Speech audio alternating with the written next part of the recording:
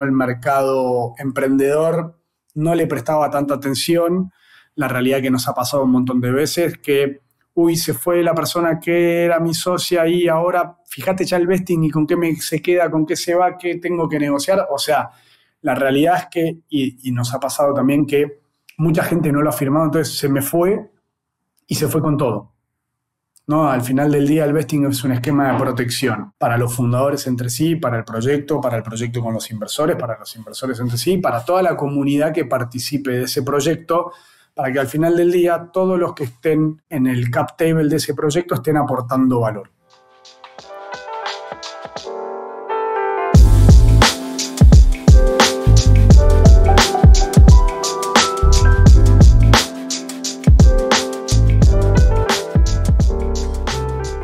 Bienvenidos y bienvenidas a un nuevo episodio de From Zero to 500. En esta ocasión estoy súper emocionado y muy feliz de tener a un gran invitado en este episodio. Vamos a platicar junto a Fran Dávalos, que es Managing Partner de la firma legal Dávalos Michel Abogados. A mí me emociona mucho tu perfil, Fran, porque pues tú no solo eres mentor y LP en múltiples fondos, sino que pues también eres muy cercano a la comunidad de 500, ángel inversionista, tienes como mucha experiencia en toda esta línea de legal y muy enfocado también en startups y en compañías de tecnología. Entonces, nada, darte la bienvenida, Fran. Gracias por hacer el tiempo. Bueno, wow, vaya presentación, o sea, espero estar a la altura, Chepe. Y lo mismo, feliz de poder compartir este momento contigo y con toda la audiencia que va a participar de todo esto. Y también encantado de colaborar con 500 en todas estas series de grabaciones, sets, notas, etcétera, porque creo que aportan un montón a la comunidad en la que todos trabajamos. Buenísimo. Pues para mí es un honor platicarte y pues compartir un poco de este know-how y tu expertise a la audiencia que nos ve. Entonces me gustaría empezar esta conversación enfocándonos en ese founder, etapa temprana, que está construyendo su startup, está haciendo producto, está saliendo allá afuera a validar y ya está en este proceso en donde tiene que pensar en el acceso a los fondos o a las aceleradoras a las que está aplicando, tiene que pensar en futuras rondas de inversión y probablemente está pensando también en llevar ese producto pues, a distintos países o a distintas geografías de la región. ¿Qué crees o qué consideras tú que estos founders tienen que tomar en cuenta al elegir esa estructura legal inicial para su startup en etapa temprana, ¿no? Donde hay muchas incógnitas, pero pues tienen que empezar a hacerlo. Sí, a ver, en primero y principal siempre, y lo que venimos hablando hace tiempo y lo que hablamos en la nota a principios de año, es que todo esto está orientado para aquellos o aquellas que quieran salir a levantar capital y quieran armar un proyecto de capital intensivo o mismo, no tanto de capital intensivo, pero consideren que para llevar a su proyecto una etapa un poco más adelante y acelerarlo necesitan participar de procesos de levantamiento de capital. Entonces todo esto que vamos a hablar está orientado a ese tipo de proyectos, ya sea que haya fundadores, fundadoras o lo que fuere que participen en el proyecto con inversores, etcétera, está orientado a ese mercado, básicamente, y a esa gente, porque puede ser que todo esto que hablemos hoy y que funcione para este tipo de proyectos, no funcione para otro tipo de proyectos y no por eso lo que hagan los otros proyectos no es válido. ¿Está bien? Entonces, en una primera etapa, para este tipo de proyectos y sobre el cual se va a circunscribir nuestra charla, cosa de no estar aclarándolo constantemente, o sea, yo creo que aquellos que van a salir o que piensan en un futuro salir a levantar capital, lo que tienen que hacer en una primera etapa es pensar dónde están hoy y a dónde van a estar o dónde quieren llegar en mediano o largo plazo. Y en función de eso, ir actuando tanto a modo de proyecto, crecimiento, planteamiento frente a inversores, como así también la organización de su proyecto desde el punto de vista legal. Eso implica armar, seguramente en una primera etapa, una primera sociedad que va a ser en un mercado donde ellos están empezando a operar y que seguramente en algún momento, si es que le tocan las puertas a una aceleradora como 500 o como cualquier otra del estilo de 500, que hoy básicamente digamos que todas trabajan el mismo estándar legal y de ahí para arriba. O sea, probablemente tengan que pensar que esa primera estructura legal en un futuro cercano se vuelvan una estructura operativa y tengan que hacer lo que nosotros llamamos el industrial flip, una reestructura a una sociedad que englobe, que sea un paraguas y que englobe todo el proyecto, que básicamente sería la estructura holding del proyecto con las distintas subsidiarias, ¿no? Entonces, en una primera etapa, si yo fuese quien estaría empezando un proyecto y ya estoy pensando que a futuro, ya sea en el corto, mediano o largo plazo, voy a salir a levantar capital, armaría primero mi sociedad operativa en caso de que el mercado así me lo pida, pero ya pensando en que voy a tener que moverme un paso para adelante, porque en este mercado y en lo que son todas las rondas de inversión, no solamente tenés que negociar lo que hay hoy, sino que tenés que allanar el camino de lo que va a venir en un futuro. Que puede ser que pase como que no pase, pero si pasa, es verdad que tenerlo allanado, al menos desde el punto de vista legal de los documentos, te va a simplificar un futuro proceso de levantamiento de capital o potencial venta, o aquel proceso que venga en el futuro, ¿no? Entonces, yo pensaría más, muchas veces nos pasa que viene gente y nos pregunta, che, me incorporo directamente como lo que sería un esquema holding, medio operativo, o abro un mercado y después me hago una... Y yo diría, veamos qué te pide tu mercado operativo para ver si te pide operativa local o si podés, entre comillas, operar desde la nube, que no es lo más prolijo, pero es verdad que ahorra costos. Entonces, es verdad, la realidad no es lo que debería pasar, pero es lo que pasa. Hay un montón de proyectos que operan desde la holding o desde su esquema holding intermedio. ¿Por qué? Por un ahorro de un montón de costos y porque un montón de mercados no te lo piden. Imagínate que si vos armás una estructura en cada uno de los países donde vos tenés un cliente, te volvés loco. Si tenés, no sé, 30 clientes nada más, y tus 30 clientes están en distintos países, no tiene ningún sentido estar armando una subsidiaria en cada uno de esos países. O sea, es como que, como decimos acá, vas a poner el carro delante del caballo. Buenísimo. Me parece muy interesante esto de dónde están hoy y hacia dónde van, pues porque sí hay un impacto en cuál es esa estructura legal que tienen y el cómo pues, se va desarrollando estos procesos de fundraising, de ventas, de operación, que pues muchas veces tiene que ver con esa estructura legal que tiene la compañía, ¿no? Yo te quería consultar, ahorita hablábamos de qué deben considerar para esa estructura legal inicial. Ahora, muchos fondos y aceleradoras y algunos inversionistas, pues también te van a pedir los acuerdos de vesting, la cesión de la propiedad intelectual. ¿Por qué crees que es crucial tener claridad sobre estas cosas y cómo es que al final te ayudan en términos de la mitigación de riesgos y que los va preparando para esas diligencias en el futuro, ¿no? Sí, a ver, a priori siempre, y un paso previo a todo eso, siempre está bueno tener una hoja de ruta, porque te puede pasar que viene un proyecto donde te plantean, che, me encanta todos estos estándares mínimos, pero hoy no contamos con el dinero suficiente para poder ponerlos en práctica, ¿no? Entonces, siempre es bueno al menos tener un pequeño acuerdo de founders donde se fijan las pautas o estándares mínimos a los cuales la compañía y los fundadores van a acceder a firmar y eventualmente a implementar llegado el momento en caso de que así lo requiera un potencial inversor, una aceleradora o mismo el proyecto en sí por el crecimiento por financiamiento interno, ¿no?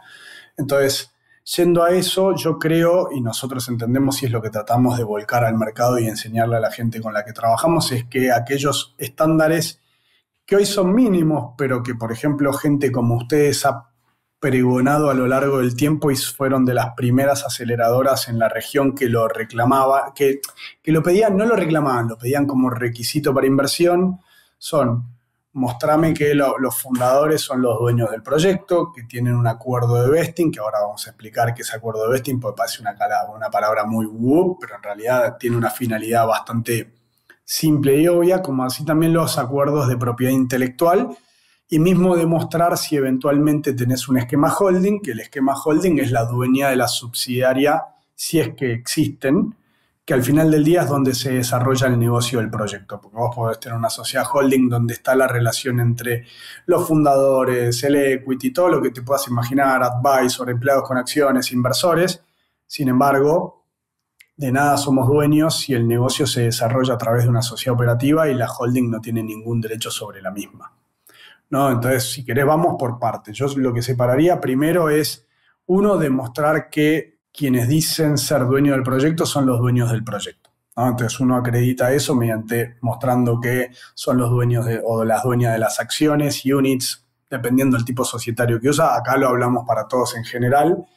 Después, obviamente, cualquier inversor, y no solamente a modo de inversor, sino los fundadores entre sí, deberían pedirse esquemas de vesting que vendrían a ser determinado tipo de documento que garantiza, y esto explicado muy a grosso modo, que el fundador, la fundadora que va a estar trabajando para el proyecto se va a ir ganando sus acciones a lo largo del tiempo. Es decir, si decide irse en forma anticipada, probablemente parte de su participación va a quedar en el camino y la va a recuperar la compañía a costo cero. ¿Por qué? Porque el acuerdo de vesting, que no es más que una opción de recompra, es entre la empresa, la compañía, y cada uno de estos fundadores. No es entre los fundadores entre sí, donde si te vas yo recupero las acciones tuyas, sino que la compañía recupera.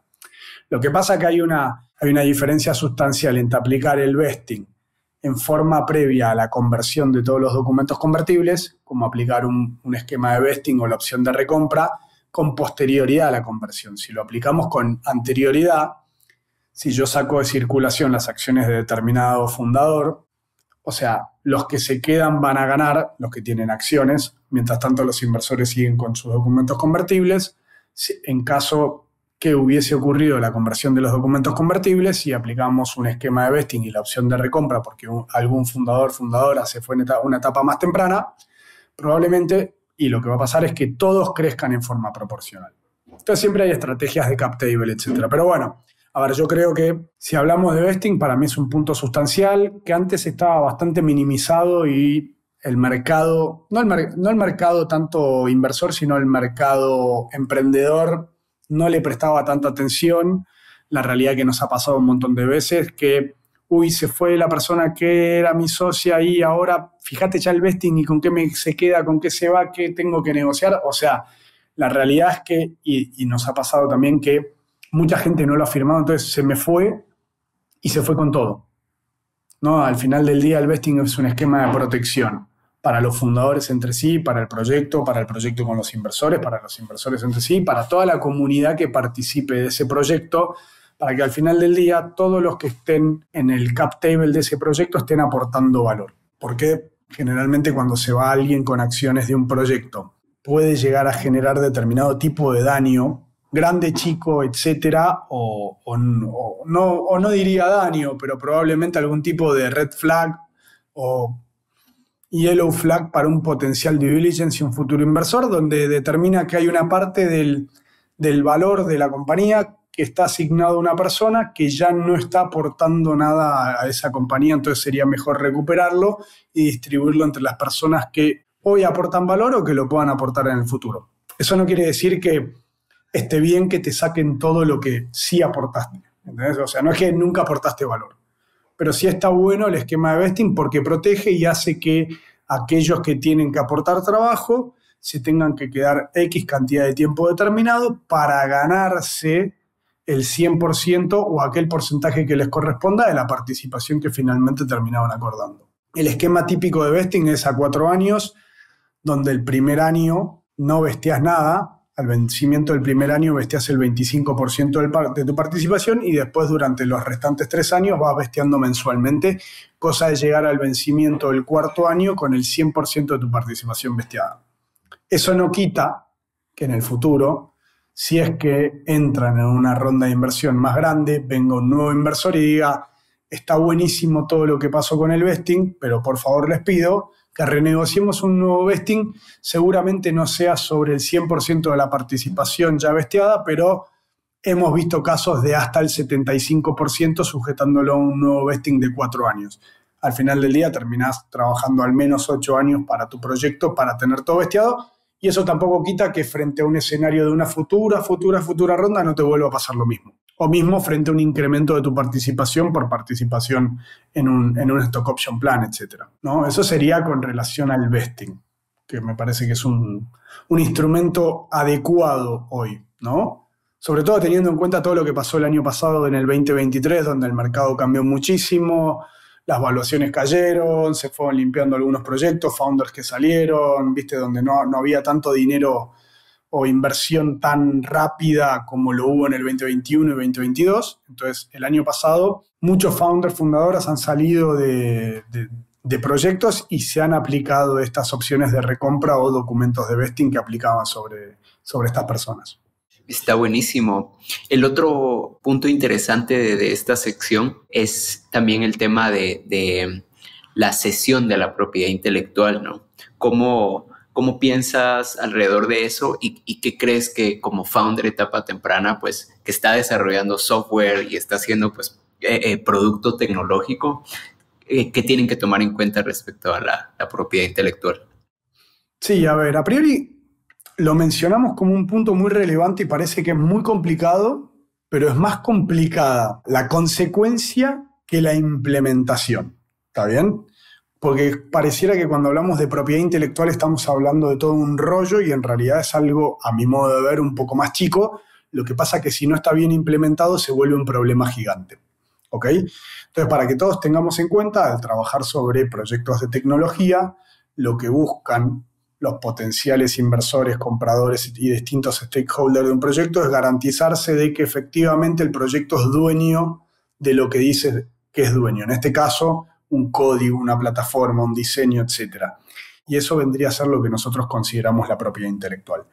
¿Cómo, desde el punto de vista de un proyecto, nos garantizamos que el proyecto sea dueño de esa propiedad intelectual, firmando los contratos y acuerdos necesarios tanto a nivel fundador como a nivel empleados o advisors del proyecto, donde cada uno con sus particularidades, ¿no? Porque hay distintos tipos de acuerdos para cada rol, donde cada uno básicamente lo que dice es que todo lo que trabaja para el proyecto es del proyecto y que en un futuro, si el proyecto le pide firmar algún tipo de documentación adicional para garantizar que lo que desarrolló para el proyecto del proyecto, lo vas a firmar. Generalmente, frente a un escenario de due diligence, esto es uno de los puntos más relevantes que miran potenciales inversores y compradores. ¿Por qué? Porque al final del día es como, básicamente, trasladémoslo al mundo notarial. O de, yo voy a comprar una casa. Entonces vos al notario lo que le vas y le pedís como comprador es, che, garantízame que el que me va a vender sea el dueño. Entonces tiene que hacer todo un estudio de título de la propiedad para garantizar de que los dueños fueron los correctos y el dueño actual tiene el poder suficiente para venderme lo que me quiere vender. En este caso sería lo mismo, pero respecto del desarrollo del producto que la compañía es dueña y quiere eventualmente salir a levantar capital para acelerarlo o venderlo. ¿Está bien? Entonces, a priori parece bastante simple y yo creo que es más un tema de prolijidad y orden y llevarlo prolijo en el legajo de cada una de las personas. Siempre tiene que estar incluido el documento de cesión de propiedad intelectual, ya sea empleado, founder, advisor o cualquier otro rol que juegue para el proyecto, como así también la software factoring, etcétera, cualquier tipo de prestador de servicios en ese sentido. El problema está cuando eso no se firma, porque cuando eso no se firma te puede llegar a generar un lindo problema frente a un escenario de un due diligence, quien quiera que venga después, ¿está bien? Porque básicamente lo que te van a pedir es, por favor, mostrarnos un listado de todas las personas que participaron desde el punto de vista del trabajo en el desarrollo de la plataforma o de tu proyecto. Entonces vos vas a mostrar un listado, vas a poner los roles, qué tipo de participación tuvieron, cuándo lo tuvieron, y la pregunta inmediata que viene después, o el pedido es, bueno, ahora mostrame todos los documentos de cesión de propiedad intelectual. ¿Por qué? Porque lo que no quiere el mercado y lo que se busca evitar es que el día de mañana un proyecto salga a venderse y alguien que ha participado del desarrollo de ese proyecto diga, no, pero eso que están vendiendo una parte es mía y yo nunca le di mis derechos a la compañía respecto de lo que yo desarrollé. ¿Está bien? Entonces, de vuelta, no es un tema muy complejo si lo llevas de manera prolija, ordenada y desde el inicio, pero sí puede llegar a pasar que tenga una consecuencia bastante grave en caso de que esto no pase. Sí nos ha pasado y con este tema que viene gente que te dice quiero inscribir mi código en la autoridad correspondiente. Nada te lo impide, pero no es parte de lo que te piden en un proceso de due diligence, sobre todo porque le vas a presentar a un organismo público papeles y papeles de código de números, que además va a estar cambiando constantemente. Entonces, probablemente el código que inscribas este año no es el mismo que inscribas el año que viene, y eso no impide que un tercero pueda eventualmente trabajar para tu código, tomarlo y trabajar para otro. Lo que sí puede resguardar mejor tu derecho es que esa persona, si va y hace eso de trabajar para tu código, después lo copia y lo lleva para otro, pero te cedió los derechos, vos como empresa tengas el derecho de ir a reclamarle a la otra empresa y a esa persona que frenen el uso del código indebido. ¿Por qué? Porque te corresponde a vos por ser el propietario de esa propiedad intelectual. Súper interesante, Frank. Y en el mundo de las empresas de tecnología es bien importante tocar este tema porque al final del día, cuando hay una adquisición, una compraventa de una empresa, pues muchas veces se transfiere esa propiedad a la organización que está comprando la startup o la compañía, ¿no? Entonces me parece muy interesante que, si bien en etapa temprana hay muchas incógnitas, pues sí hay que tener una claridad de cuál es ese camino, ¿no? Para luego salir a vender. Digamos que es como un check. Vos estás hablando de temas que si bien básicos son importantes, pero son esos checks que si están bien hechos desde el principio, da la pauta de que te vas a manejar siempre así. Es como, bueno, vesting. Vos ya sabés que fundador es vesting, ok. Entonces ya entendés que eventualmente quienes participen del equity del proyecto contra trabajo siempre van a tener algún tipo de vesting, lo cual es lo correcto.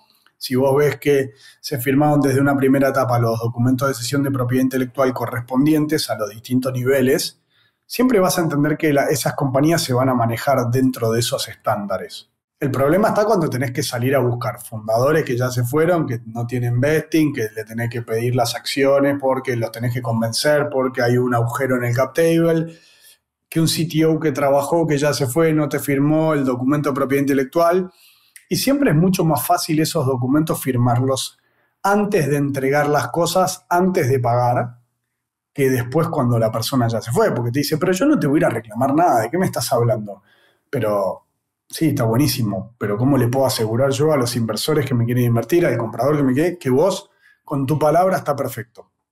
Sí, súper interesante. Pasando a esto que mencionabas de la estructura holding, pues aquí se toca el tema del famoso flip, ¿no? Y como esto de la reestructura de la entidad legal. ¿Cuáles son un poco esos desafíos legales que enfrentan las startups cuando pues se van expandiendo regionalmente o van probando nuevos mercados? Y pues empieza este tema de si tengo una entidad en ese país para operar o el holding y cómo pensar alrededor de esto.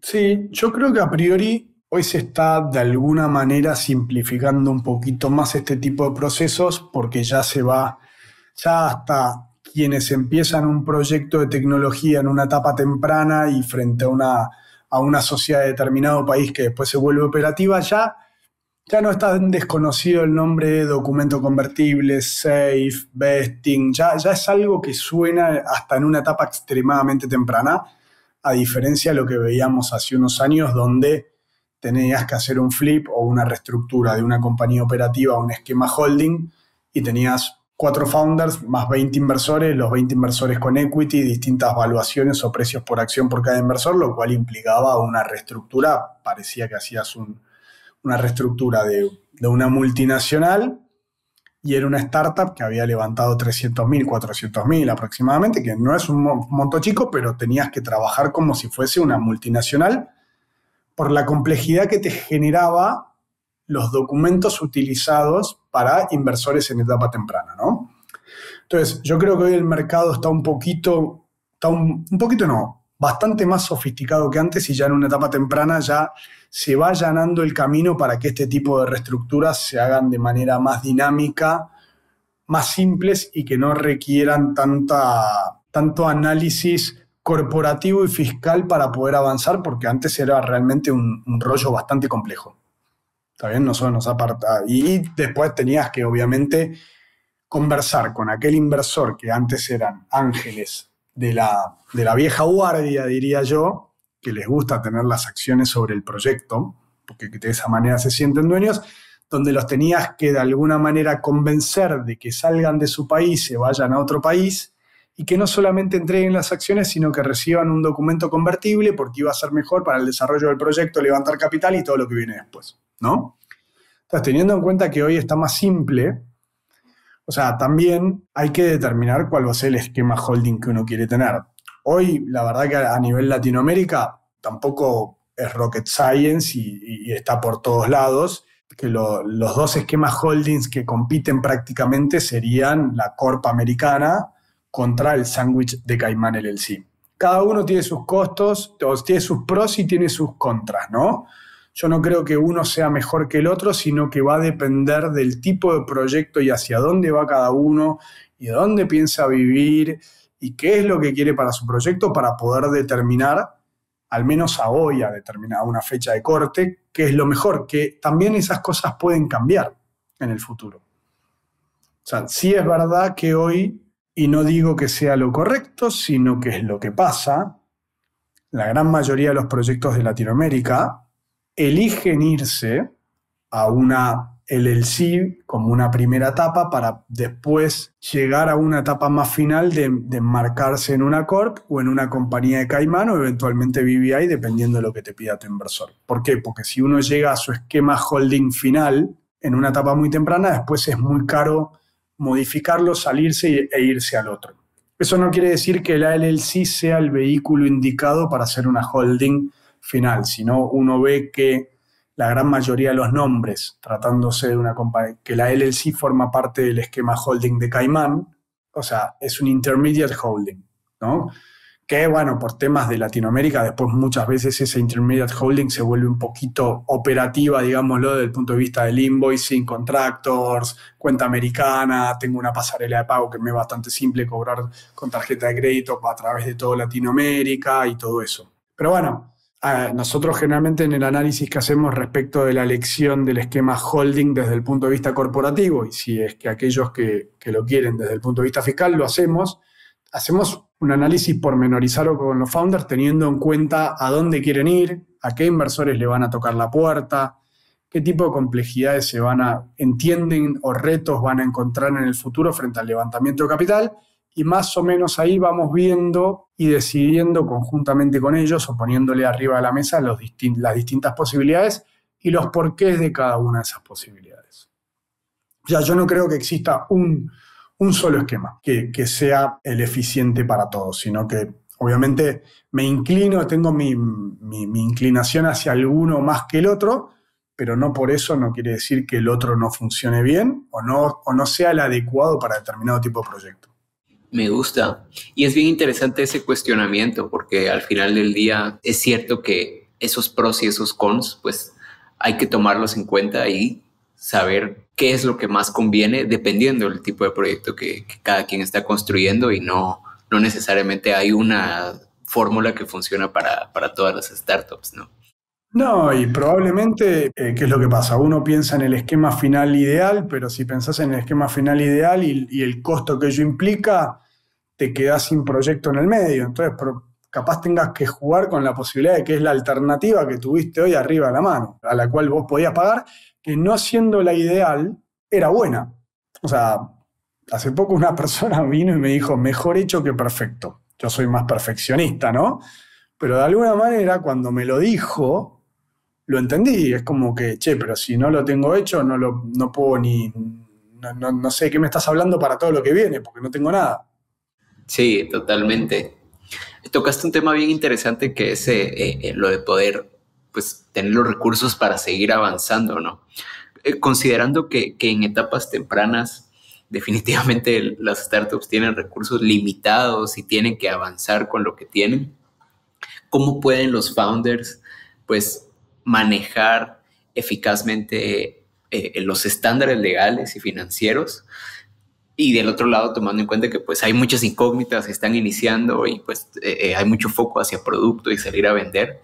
¿Cuál crees que es la manera de ir gestionando ese proceso? Sí, con respecto al estándar financiero, recomendaría llamar a un financiero, a un buen CFO que lo pueda mantener, pero obviamente nosotros, si bien entendemos mucho, intentamos no meternos en los números de la compañía en la parte financiera, ¿no? Obviamente muchos te llaman, te hablan de runway, te hablan de evaluaciones CAPS, poner el nombre que tengas ganas, etcétera.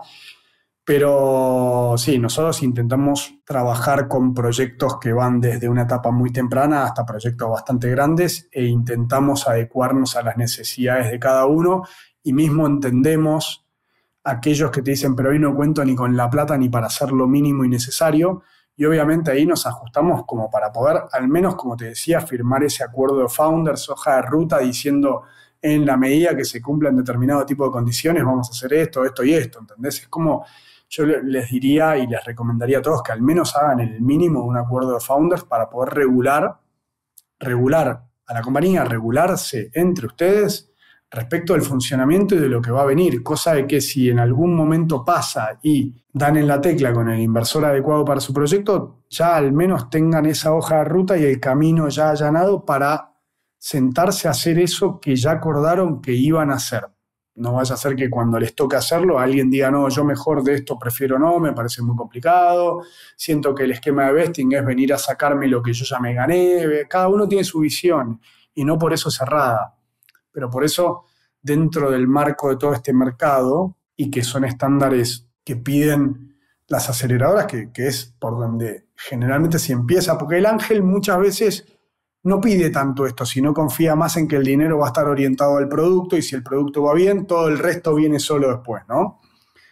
Pero probablemente las aceleradoras, que ya funcionan más tipo fondos, tengan sus deberes fiduciarios para con sus inversores y tengan que cumplir determinado estándar mínimo de due diligence y requisitos respecto del activo en el cual invierten. Entonces, no está mal ya tener allanado el camino para que esto suceda y no vaya a ser un red flag o una cuestión contraproducente para poder recibir una inversión que les viene bien para el crecimiento del proyecto y para la obtención de los resultados futuros que están buscando.